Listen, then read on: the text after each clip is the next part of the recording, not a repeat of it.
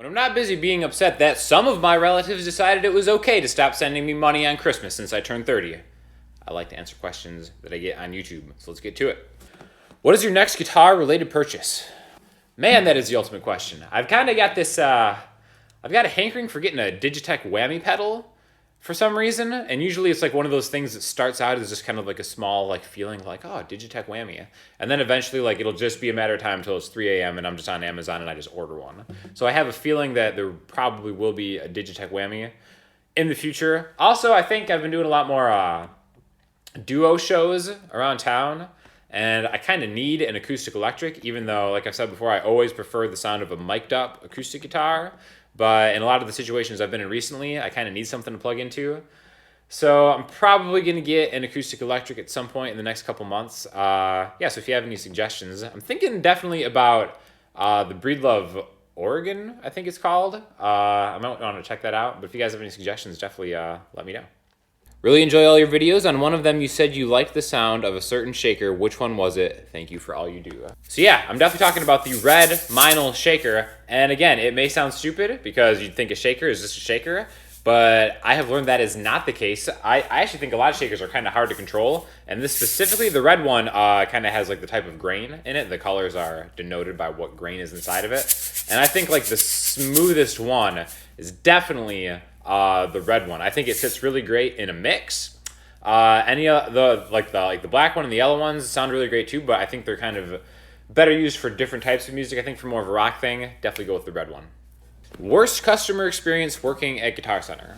So yeah, I used to work at Guitar Center back in the day, and I've got mad love for all my Guitar Center homies back there. But the worst customer experiences I've ever had were all Digidesign Pro Tools MBox customer experiences, because Avid has the absolute worst customer service in the business, hands down. So a lot of people would buy these MBoxes and then they'd bring them back because they couldn't get it to work. And I swear to God, like when I was working in pro audio, like 5 hours of my day would be just on the phone with Avid customer support, having people bring their computers in to try to like set up Pro Tools for them. It was an absolute awful experience, which is why to this day I am Logic for life.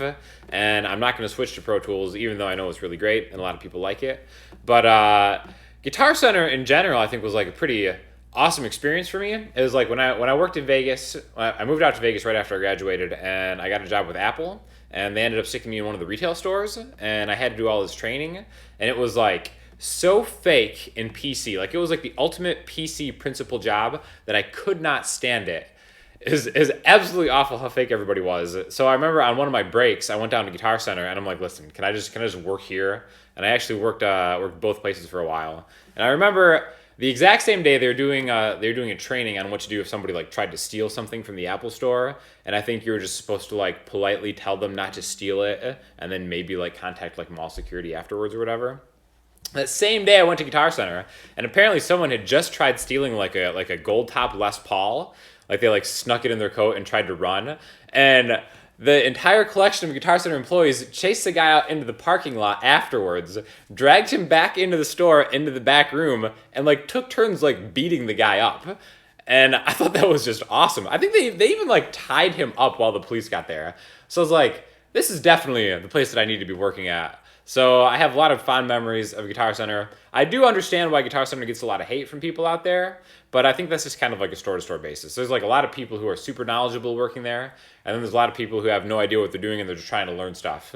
Because you're expected to know everything about everything if you work in a Guitar Center. So maybe next time cut the people a little bit of slack, but I do kind of get a lot of the hate that's out there. Just curious, ever been a part of any band? If yeah, what was your part? Bassist, drummer, lead. I've been in a couple bands for like a hot minute. I played bass in one band, and it wasn't really like a band, but we just had like a bunch of shows together. And I actually kind of really enjoyed playing bass. I think you can really enjoy what's going on more. Like I feel like if I'm playing like lead guitar, I'm kind of like having to concentrate. Bass is cool, you just get to kick it, kind of relax, just kind of like play the root note and the five, and then just kind of like enjoy the experience. Whereas like guitar is more, I think more of like a focused type thing, which is cool too. I've played lead guitar for a couple things, but honestly, I really just kind of get freelance picked up for stuff at this point. I have not had the greatest experiences being in a band, just with like really tacky drama going on with other band members. So that's why I'm going solo from now on. I've been asked to do drums a couple times, but my hat's off to the drummers who do it. Because like there's no way I'm going to disassemble and reassemble my drum kit to go play like a 30-minute set somewhere and then bring it back and haul that stuff around. Like I don't know why drummers are like cool doing that, but yeah, anyways, I love playing bass in a band. Obviously guitar is always going to be kind of like my main thing. But, you know, it just really depends on the type of music. So, I don't know, I might kind of get something together for the new album I've got coming out. Maybe do a couple shows or whatever. But, yeah, anyways, it's kind of like my experience with being in a band. Hey, Sean, love your lessons. Wanted to ask if there's any trick to maintain the solo with the chords and just not keep playing it in the root chord position. Looking forward to your reply. Thank you. Yeah, so that's a really good question because I think that's something that I was like stuck with for a while. Like if I'm playing something in the key of C, I would just get in like, you know, maybe like A minor pentatonic or the A minor scale position and then just kind of like mess around in that one shape. I really think the key to me personally for like being able to play throughout the fretboard was all about arpeggios.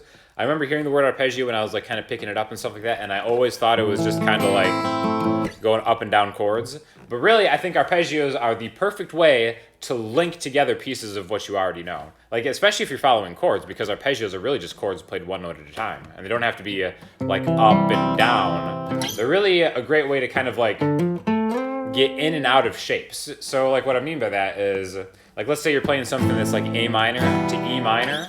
Instead of just like playing in the A minor shape the whole time, find out where the note of the next chord you're going to go. So like I know I'm going to go from like an A to an E. So find out where the E is in that maybe root position that you know really well, which is A, B, C, D, E.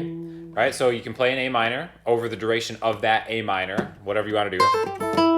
And then when you know it's coming to the E, find that E, learn one arpeggio run that kind of gets you into another position that you're more familiar with. This would be like an E minor type shape.